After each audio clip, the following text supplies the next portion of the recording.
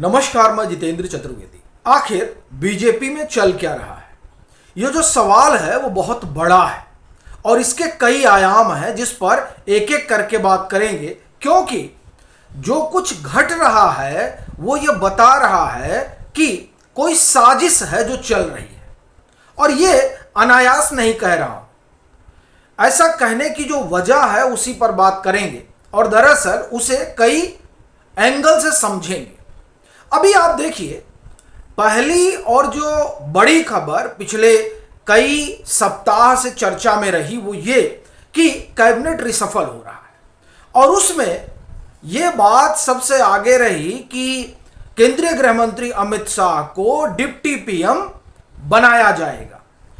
अब सवाल ये उठता है कि ये खबर आई और उसके बाद अचानक सूत्रों के हवाले से एक और खबर पॉलिटिकल कॉरिडोर में तैरने लगी कि नहीं, डिप्टी पीएम बनाने का कोई इरादा नहीं है अभी सरकार का। तो ये हुआ कि हाँ ठीक है, हुआ होगा ऐसा कुछ। उसके बाद आप देखिए क्या घटना घटी। बड़ी बात यह है कि 3 नाम है और ये तीनों वो नाम हैं जिन्हें ये माना जाता है कि वो अमित शाह के करीबी हैं। पहला नाम धर्मेंद्र प्रधान, दूसरा नाम भूपेंद्र यादव और तीसरा नाम जो फिलहाल सबसे ज्यादा चर्चा में है, दतिया वाले नरोत्तम मिश्रा, या आप कहें नरोत्तम मिश्रा। इन तीनों लोगों को करीबी माना जाता है किसका? केंद्रीय गृह मंत्री अमित शाह का। और आप देखिए कि ये तीनों निशाने पर हैं। नरोत्तम मिश्रा का टिकट कट जाता है, भूपेंद्र यादव के सहयोगियों पर गाज गिरती है और धर्मेंद्र प्रधान तो सवालों के घेरे में खड़े ही हैं। ये आखिर में क्या चल रहा है, प्रश्न ये है। और ये साजिश मैं क्यों कह रहा हूं, ये ध्यान रखिएगा कि प्रधानमंत्री नरेंद्र मोदी की आंख और कान है कौन? केंद्रीय गृह मंत्री अमित शाह। तो अगर जो सबसे आप एक तरह से कहें कि पीएम के बाद मजबूत खंभा है, और जो खंभा अगर आप देखें तो पूरी सरकार चला रहा है, क्या उस खंभे को चोट करने की कवायद है? और ये कवायद कौन कर रहा है? क्योंकि अगर उस खंभे को चोट हुई तो जाहिर सी बात है फिर आप पीएम पर निशाना लगा सकते हैं, क्योंकि ऐसे तो आप पीएम को दूर दूर तक छू नहीं पा रहे हैं। ऐसी परिस्थिति में क्या यह न माना जाए कि कोई गहरी साजिश चल रही है? और ये देखिए, यह प्रश्न उठाने की वजह है, हमने आपको 3 नाम दिए, बैक टू बैक जो है ये तीनों नाम कंट्रोवर्सी में आ जाते हैं अनायास। आप देखिए, धर्मेंद्र प्रधान वो व्यक्ति हैं जिन्होंने एनसीईआरटी में वो चीज लाई जो संघ बीजेपी चाहती है, यानी जो इनकी विचारधारा है उस विचारधारा के अनुरूप एनसीईआरटी में तब्दीली हुई। अब आप देखिए, जो व्यक्ति संघ बीजेपी की धारा को एनसीईआरटी में लागू कराता है उसके खिलाफ षड्यंत्र शुरू हो जाता है, पेपर लीक हो जाता है। क्या वजह है कि इसके पहले कई शिक्षा मंत्री हुए, कभी कोई लीक नहीं हुआ। सारा लीक जो है वो तब शुरू हुआ जब धर्मेंद्र प्रधान अपनी विचारधारा का जो एजेंडा है उसको एनसीईआरटी में लागू कराने लगे। या मैं यूं कहूं कि जो भारतीय संस्कृति है उस संस्कृति के लिहाज से एनसीईआरटी के पन्ने लिखे जाने लगे, तब कुछ लोगों को दर्द शुरू हो गया और उस दर्द में यह हुआ कि साहब धर्मेंद्र प्रधान को निशाना बना लिया जाए। ये देखिए, ये सब यूं ही तो नहीं हो रहा है ना। अचानक जो है आप देखिए कि पेपर लीक होता, तमाम सारी चीजें शुरू हो जाती हैं। ये बात सही है कि नैतिकता के आधार पर इस्तीफा दे देना चाहिए था, क्योंकि इससे हो कुछ नहीं रहा है, सरकार की भद ज्यादा पिट रही है। लेकिन वो एक एंगल है कि उससे आक्रोश बढ़ रहा है, लोगों में नाराजगी बढ़ रही है और इससे निपटने का एक ही तरीका है कि मंत्रालय बदल दिया जाए। लेकिन बड़ी बात यह है कि उनको निशाने पर लाया क्यों गया? महज एक कारण कि वो भारतीय संस्कृति सभ्यता को लेकर कमिट कमिटमेंट है उनका, और उस कमिटमेंट को वो उन विद्यार्थियों तक पहुंचाना चाहते हैं जो भारत के इतिहास से ही अनभिज्ञ थे। ये बड़ी चीज है।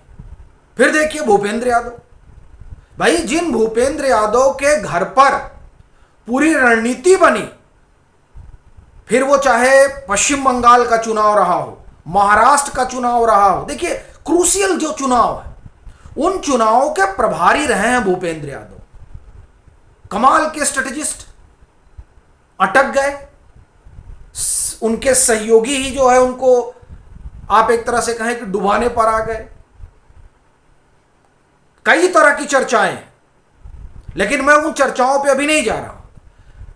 अपना कहना यह है कि हर वो शख्स जिसे करीबी माना जाता रहा उस पर गाज गिर गई, और वो जो गाज गिरी वो क्या ये ना माना जाए कि अप्रत्यक्ष तौर पर निशाना पीएम है उसका। नरोत्तम मिश्रा का आप देख ही रहे हैं, उनका टिकट कटा, वो भी करीबी हैं। उसके बाद में देखिए दतिया में क्या कुछ हुआ, कहा जा रहा है कि मोहन यादव ने कटवा दिया, वो नहीं चाहते थे, तमाम सारी बातें हो रही हैं। लेकिन मैं ये नहीं मानता मोहन यादव उसमें रहा होगा कुछ अपना internal politics with in party. लेकिन बड़ी बात यह है कि ये हो कैसे रहा है और इस तरह की चीजों को अंजाम कौन दे रहा है। क्योंकि ये ख्याल रखिएगा कि नरेंद्र मोदी की अगुवाई वाली सरकार जो है वो खटक तो रही है, और एक बड़े तबके को खटक रही है। ये जो एनजीओ गिरोह है उसके गले पर अमित शाह ने एक तरह से कहा जाए कि शिकंजा कस दिया है। पैसा नहीं आ रहा है, पैसा, और आप देखिएगा पैसा हर जगह जाता है। घटना आपको याद दिलाता हूं, उस समय ये शिक्षा मंत्रालय मानव संसाधन विकास मंत्रालय हुआ करता था, और मानव संसाधन विकास मंत्रालय के उस समय मंत्री कपिल सिब्बल हुआ करते थे। और कपिल सिब्बल ने किस तरह से तीस्ता सीतलवाड़ को फंड दिया था, यानी, और उस फंड के जरिए कैसे नरेंद्र मोदी के खिलाफ अभियान चलाया जा रहा था गुजरात में, यह घटना आपको याद होगी। कहना यह चाह रहा हूं कि हर वो मंत्रालय जहां से तमाम गिरोह एनजीओ वालों को पैसा जाता था, हर वो मंत्रालय निशाने पर है। क्या यह महज इत्तेफाक है? क्योंकि यहां से जाता था पैसा, पैसा सबका बंद है, अभियान कैसे चलाएं? और बंद करने वाला कौन है? अमित शाह। तो सीधे आप ना अमित शाह को कुछ कह सकते हैं, भाई आप कौन सा आरोप लगाइएगा? जब 1/54 का कहीं वो घोटाला करेंगे तब आप आरोप लगाइएगा ना। पीएम तक तो आप एक तरह से कहें कि उनका लंबा अपना 26 साल का सार्वजनिक जीवन है, आप कहीं कुछ पा नहीं रहे हैं। तो आपने क्या सोचा?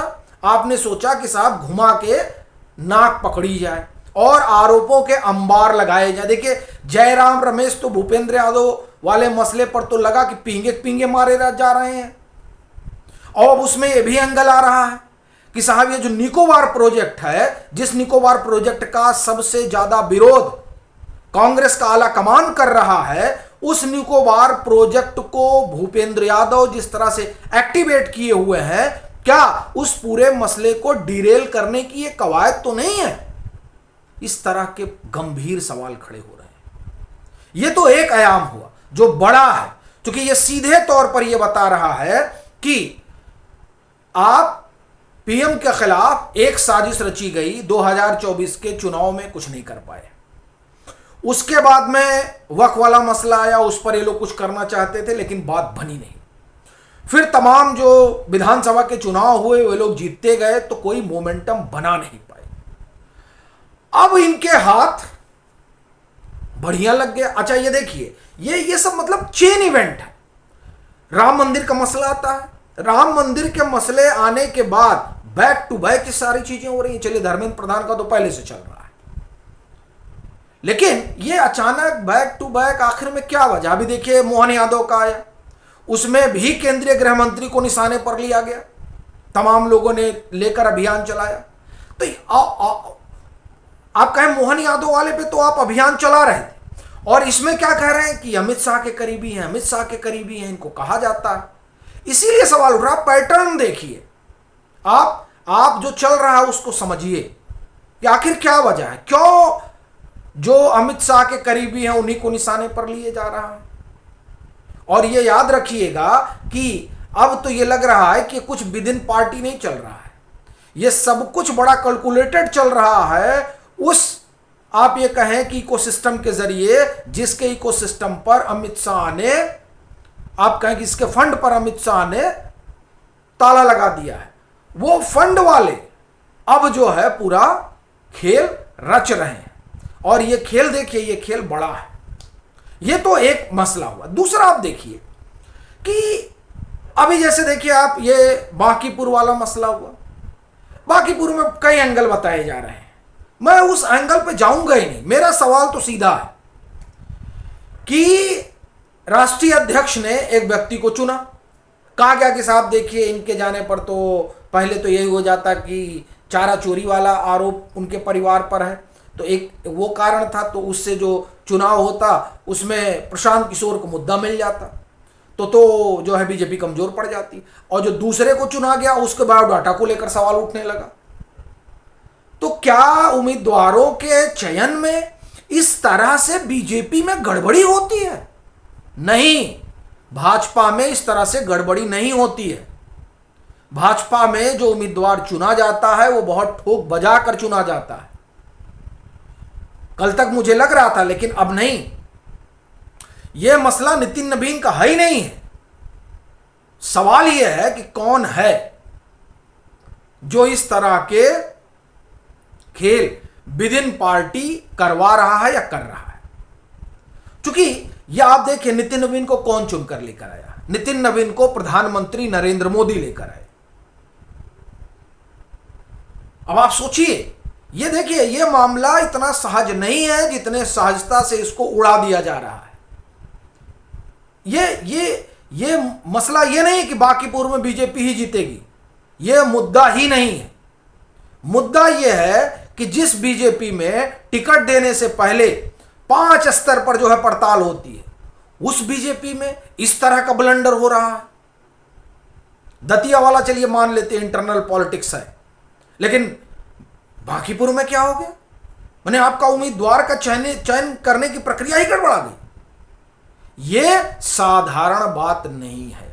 क्या वो लोग जो बीजेपी में, आजकल बीजेपी में आयात भी बहुत हो रहा है, कहीं उधर से चीजें तो नहीं लीक हो रही हैं? क्योंकि यह मामला जो है ना साहब, यह मामला गड़बड़ है। और इसका अंदेशा इसलिए भी होता है, देखिए एक काम केंद्रीय गृह मंत्री अमित शाह ने किया, जिस पर विचार करिए कि केंद्रीय गृह मंत्री ने ऐसा क्यों किया। वो देखिए, वो टीएमसी टूटी, टीएमसी के सांसदों को वो एक अननोन पार्टी में जो है ज्वाइन करवाते हैं। इसका मतलब वो बीजेपी में ज्वाइन करवा सकते थे, वो अननोन पार्टी में क्यों करवाते हैं? और आप देखिए, उतने ही सांसद अन्य जगहों पर ज्वाइन कराए जा रहे हैं जितने सांसद की कमी आने वाले समय में हो सकती है अगर कोई गठबंधन का साथी इधर उधर जाए। 2 ही बड़े साथी हैं गठबंधन के। कौन सा मैनेजमेंट कर रहे हैं केंद्रीय गृह मंत्री अमित शाह? क्या वो संकट को भाग चुके हैं? वो उस साजिश को समझ रहे हैं जो चल रही है? क्योंकि जो चेन ऑफ इवेंट है वो तो ये सीधा बता रही है कि एक गहरी साजिश है, और उस साजिश को भांपते हुए केंद्रीय गृह मंत्री ने पहले ही 28 सांसदों की व्यवस्था कर ली, और आने वाले दिनों में और ज्यादा भी होगी। एकनाथ शिंदे लगे हुए। तो ये देखिए, ये मामला जो है ये इतना साधारण है नहीं। दतिया को आप अपवाद मान सकते हैं, लेकिन फिर वहां सवाल वही उठता है कि वो भी केंद्रीय गृह मंत्री के करीबी माने जाते हैं और कद्दावर नेता है। इतना बड़ा नेता, मतलब कुछ है जो घट रहा है, और जो घट रहा है वो सीधे तौर पर उसके निशाने पर पीएम है।